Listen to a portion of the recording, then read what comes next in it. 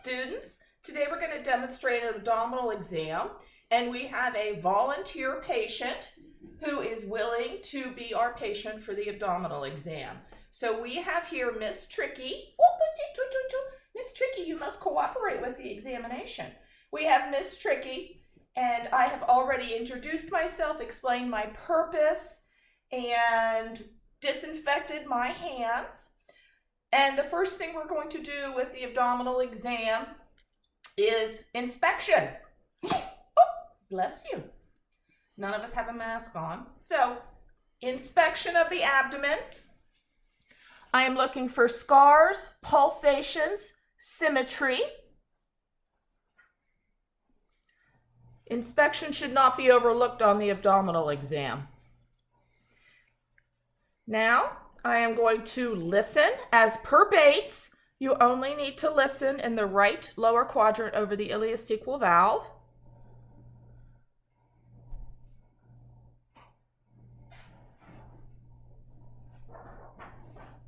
Very good. Now I'm going to listen for bruits over the aorta area. This is her costal angle.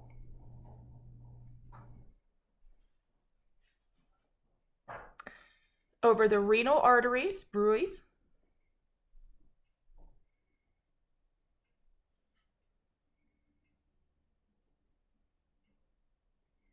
Excellent. Now I'm going to lay my stethoscope aside, and now with the abdominal exam, we're going to do some percussion.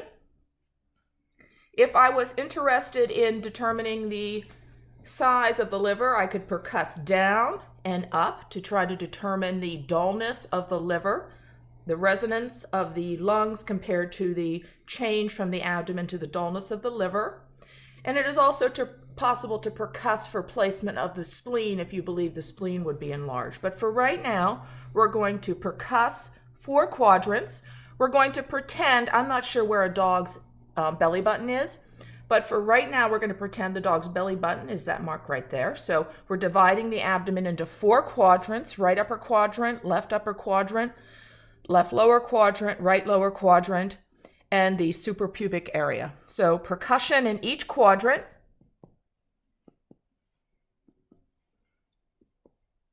All right. Now, palpation of the abdomen. Again, if the patient or dog patient has some complaint of abdominal pain, that would be examined last, but this particular dog seems to be has a good appetite in eating. She has no problems with her bowels or bladder. So light palpation first. Getting the idea of just touching the patient's getting used to you touching. A general idea for any kind of guarding. This is also where I slip down and feel the inguinal nodes. And this is also a general palpation over the suprapubic area for any bladder tenderness. Now, deep palpation. Again, it's 4 quadrants. Deep palpation is 2 hands, and you must put your brain at your fingertips, and you really do push in and try to feel. You're feeling over skin, fat, muscle. So if you hope to feel the organs underneath, you really must push in. And the patient will tolerate this if you do it deliberately and slowly. And you see how I'm doing a rolling motion. All right. So deep palpation over 4 quadrants.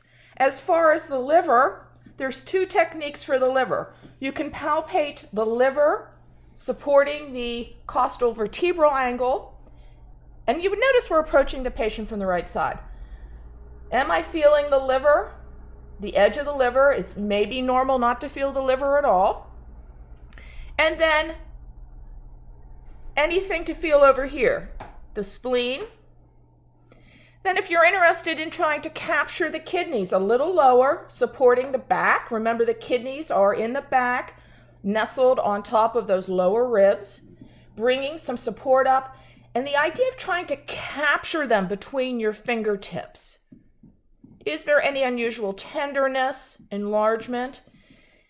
And if you're able to try to do it from the left side. If the patient is very big or you're really concerned, you can move to the left side of the bed, but primarily the exam occurs from the right side of the bed. Are you doing okay up there, ma'am?